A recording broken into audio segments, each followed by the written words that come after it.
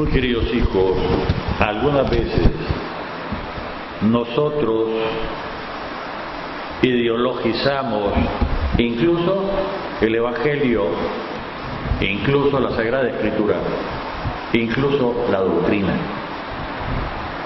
Y no nos damos cuenta, no percibimos. Cuando lo hacemos así, no hay culpa, por lo menos está disminuida, de que de alguna forma traicionamos si no nos damos cuenta. Peor aún cuando, como que si nos fanatizáramos por mi forma de ver la realidad, de interpretar la Sagrada Escritura, y siendo fanático me cierro que esto es así y que nadie me diga lo contrario. Otras veces sí hay culpa. Se ideologiza, no por error, sino conscientemente se manipula Evangelio, Sagrada Escritura, predicación y otra serie de cosas. Abierta, clara y concretamente. Ahí la culpa es muy grande. Padre, eso no se ve hoy, por amor de Dios. La tentación es permanente. Sobre todo a los que nos toca alguna responsabilidad, la tentación es de pasarles a ustedes nuestras ideas para quedar yo como el líder, como el caudillo, como el que mando, olvidándome en lo profundo. Entre ustedes, el que quiera mandar, que se convierta en el servidor de los demás. Y al ratito se nos olvida, nos mareamos. La inclinación al pecado, fruto del pecado original, es muy fuerte. Y si encima, no es excusa, si encima hay un grupo de cepillitos y no sé cuánto, el mareo puede ser total. ¿Por qué lo digo? Porque tantas veces, exagerando incluso, hemos escuchado o nos han dicho que en la primitiva iglesia todos eran peor que harapientos, limosneros y que no tenían dónde caer muertos, comenzando por Jesús, que no tenía ni siquiera dónde dormir y que se nos antoja que dormía bajo un plástico en el monte, y no es cierto. Y no es cierto. Hoy celebramos a Lucas. Lucas es griego y hace su diferencia ¿cómo? Y encima es médico, es profesional de la medicina, es persona culta. Y en todas partes y en todos los lugares del mundo, el que tiene una profesión no es un muerto de hambre limosnero, una persona culta, que no es la misma cultura, no es los mismos conocimientos de hace 2000 años que de hoy, cierto, pero cuando hacemos la comparación, en su momento estamos, si quieren, en la élite, hoy diríamos de los universitarios profesionales. Por lo tanto, no tiene que extrañarnos, ojalá no sea mal entendido y peor interpretado, que solo el que no es pobre puede interesarse por los pobres. Lo repito, solo el que no es pobre puede interesarse por los pobres. Porque si no, no va a ser esta distinción entre pobre y rico. Si es pobre, él está en el grupo de los pobres, por lo tanto no puede hablar de una opción preferencial por los pobres, sino por nosotros. Padre, ¿qué está diciendo? Pues sí. Y nadie como Lucas subraya, marca la urgente necesidad de ayudar a los pobres. Lucas es el Evangelio a favor de los pobres. Luego Lucas se está dirigiendo no a los pobres sino a los ricos que cambien. Lucas se está dirigiendo, digamos, a los de su estrato social. Padre, ¿qué está diciendo? Pues la verdad. Y no se extrañen cuando se entra con realidad y con los ojos limpios, aunque nos tenemos que lavar cada 5 minutos para que no se nos ensucien, en reconocer que la comunidad apostólica, la formada por Jesús y los apóstoles, no eran de los pobrecitos como se nos antojan. Tenían economó, llevaban contabilidad a su forma, y en su economía había dineros destinados para ayudar a los pobres.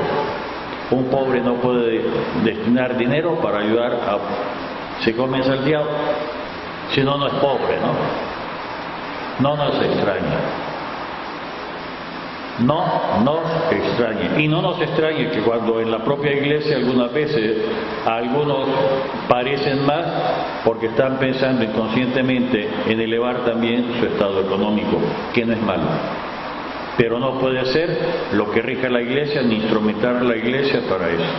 Y ya que lo dije, y hay quien piensa utilizar la iglesia como escalera para escalar en el estrato social y codearse con...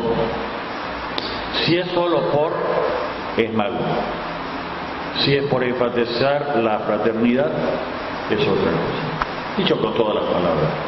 Pues bien, Lucas nos escribe este evangelio de hoy y nos dice que Jesús escoge otros 72, y si es otro, ya ha escogido otro grupo que los ha mandado.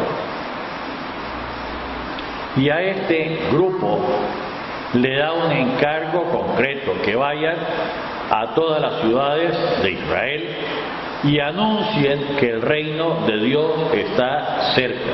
Da instrucciones precisas. No los manda al garete.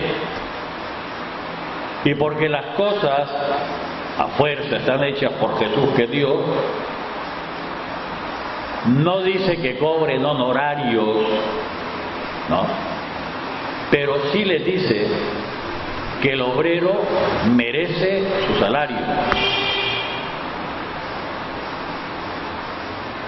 Tantas veces nos dicen un montón de majaderías sin saberlo y por qué.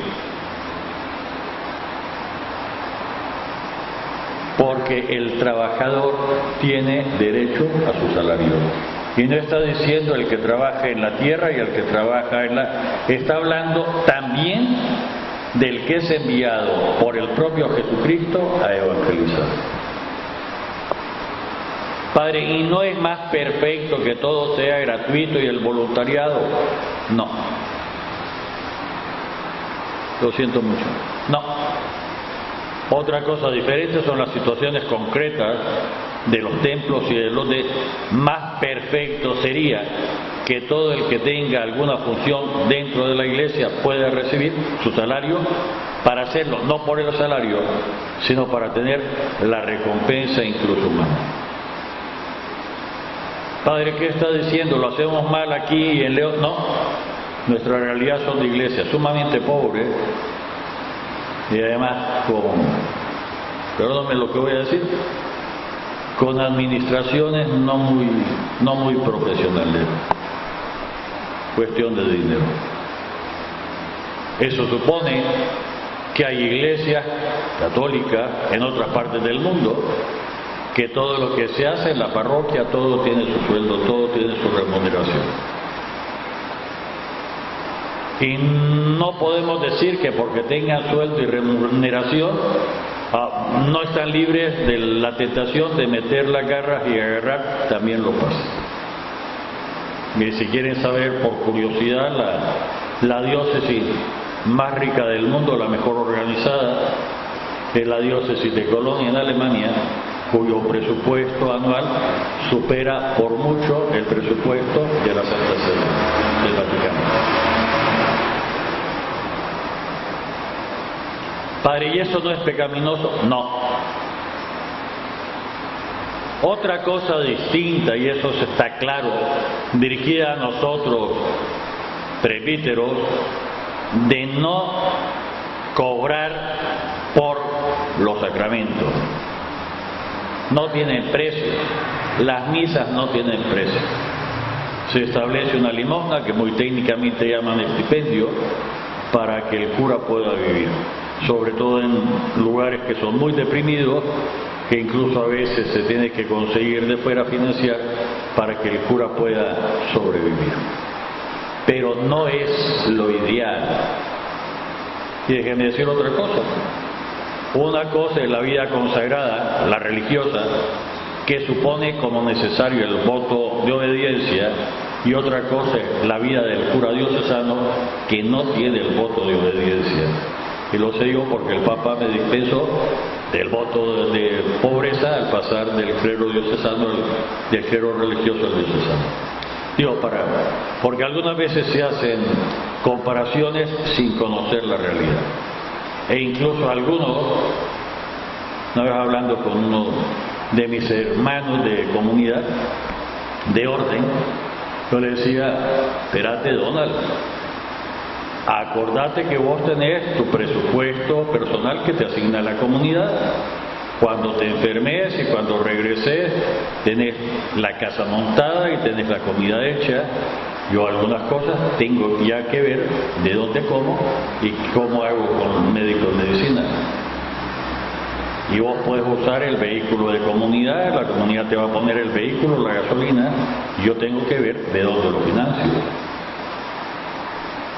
Y la comunidad puede hacer bonito, ¿no?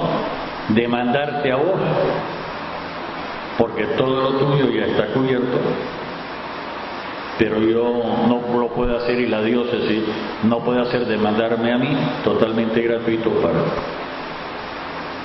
¿Es más perfecto una cosa que otra? No, ni mucho menos.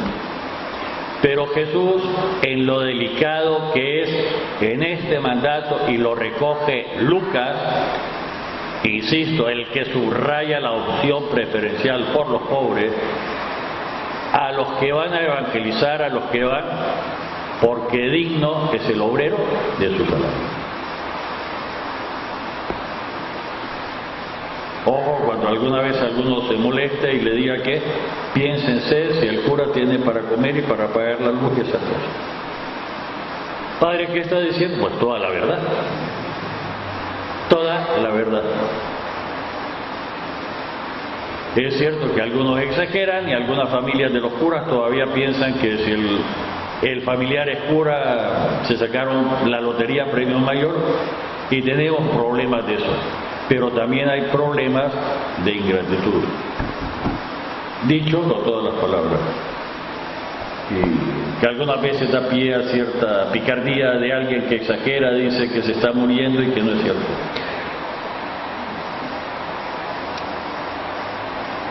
Sigue diciendo como forma: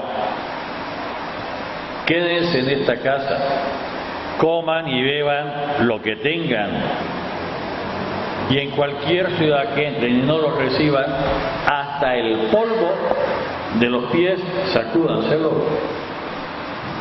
y digan, en todo caso, sepan que el reino de Dios está cerca. Y este reino de Dios, ojo, ya está presente entre nosotros, no como un futurible, sino que fue inaugurado por Jesucristo, y que en algunos textos se identifica con la iglesia. Una iglesia que tiene que purificarse, que ser más, sí, pero no hay otra. No hay otro cuerpo de Jesucristo. Cuerpo místico de Jesucristo, que a veces parecemos como raquíticos, que a veces parecemos incluso demasiado, nos pasamos por los... Pero es la presencia de Dios al servicio del hombre. Y no solo los curas y las monjas, sino todos bautizados. Padre, ¿qué está diciendo? Repasen el catecismo.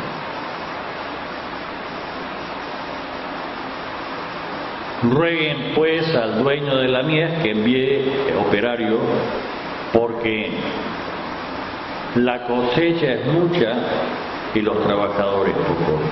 Digámoslo, adaptándolo a León, porque los que se ponen a criticar son un montón, pero los que se remangan las mangas para trabajar efectivamente se cuentan con el dedo de la mano. Ay, padre, usted tendría que hacer, usted haga. Ay, padre, ¿qué? Bueno, venid a hacerlo. Adelante, también es tu casa el templo. Padres que tengan en cuenta que en este templo ponemos la contabilidad mensual, está puesta la de septiembre. Al otro día me decía una diputada, padre, siempre me he quedado con la duda de qué se mantiene la iglesia. Digo, mijita, ¿de qué se va a mantener? En otro tiempo, cuando había propiedades y había fincas y había no sé cuánto, ¿de qué se va a mantener? Y en Nicaragua, de la limosna de las personas. Y de lo que de las personas pasamos un porcentaje cuando podemos a la diócesis para que se mantenga. De vez en cuando pedimos ayuda afuera, porque la diócesis sigue siendo deficitaria. Es decir, las necesidades económicas son más que los padres que dicen, pues sí, que alguno puede abusar y pasársele la mano, sí. ¿Sí? Y si alguien tiene dudas, que lo pregunte. No, en la iglesia no debería de haber ningún secreto. Una cosa es el secreto de confesión y otra cosa son. Y tampoco tendría que haber, por desgracia se cae en eso, de contar dicen una mentirita piadosa para déjense de cuenta. Primera lectura, bella. Mentira es mentira. Diga quien la diga y el fin no justifica los medios. La primera lectura de Pablo a Timoteo. Algunas veces incluso leemos mal cuando las personas que nos ayudan se retiran. Y algunas veces uno piensa, uno tiene que preguntarse, ¿será mi culpa o no se culpa? Pero algunos se retiran porque tendrían que retirarse. No resisten. Padre, ¿qué está diciendo? Pues sí.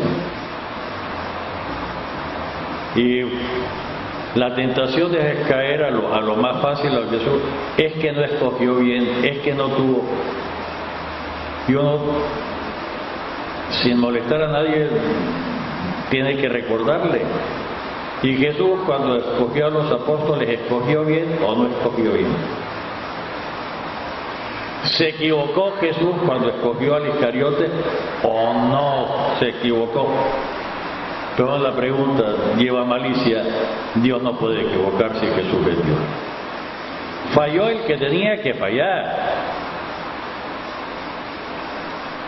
Tenía que fallar.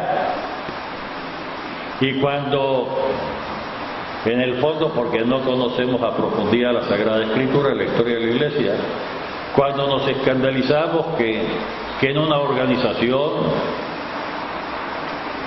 en una parroquia, en un templo, haya pugnas de quién es el que manda y quién manda más y que no sé cuánto y que anda politiqueando al interior del templo, algunos se olvidan de Santiago de Juan,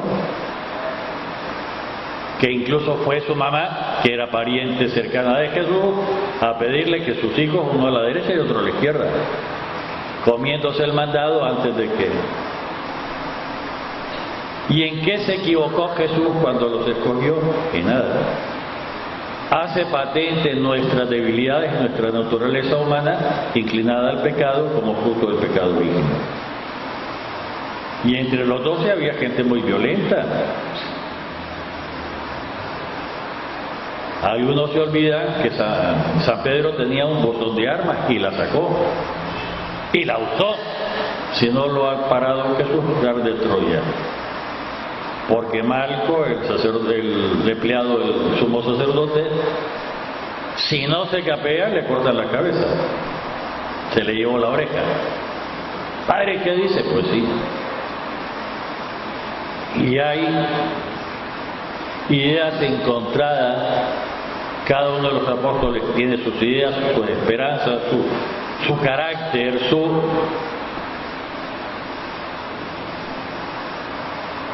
Y cuando viene el Espíritu Santo, entonces se les abre la mente y comienzan a comprender. Comienzan a comprender. Por lo tanto, nosotros tendríamos que reactivar el don que recibimos en el bautismo, el Espíritu Santo, el don de don. Podríamos decir muchísimas cosas más de estas lecturas. Quedémonos con esto. Quedémonos con esto. Sinteticemos.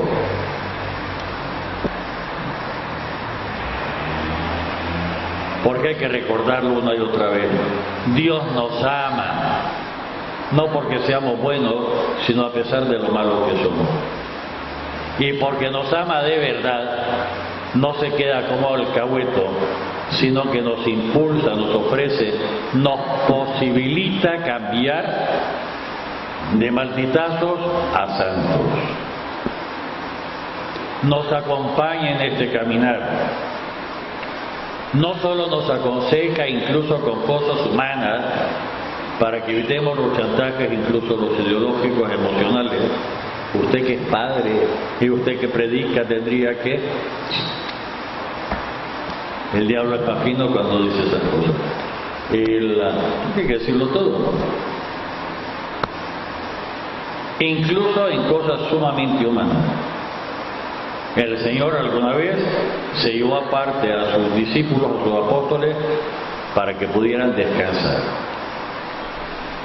Porque nos dice que había tanta gente que no les daba tiempo ni para comer. La expresión significa muchísimo más que eso. Lucas insiste muchísimo en la acción necesaria que tenemos que hacer a favor de los pobres. Pero no es una ideologización de suponer que el pobre por ser pobre es bueno, sino que el ver la realidad que cada uno de nosotros es administrador incluso de su propia existencia para hacer lo que Dios indica. Entre ellos, llevar a los pobres a la altura de los demás, para que sea una sociedad igualitaria, no de tapa sino de verdad.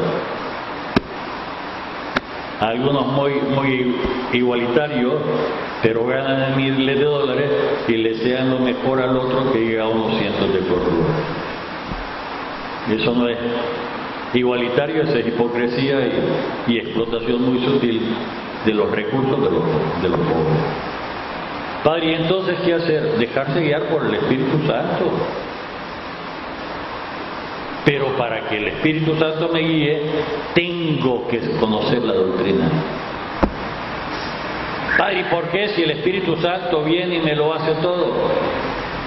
Para distinguir si es el Espíritu Santo, si es el espíritu de la naturaleza humana o si es el demonio tentador.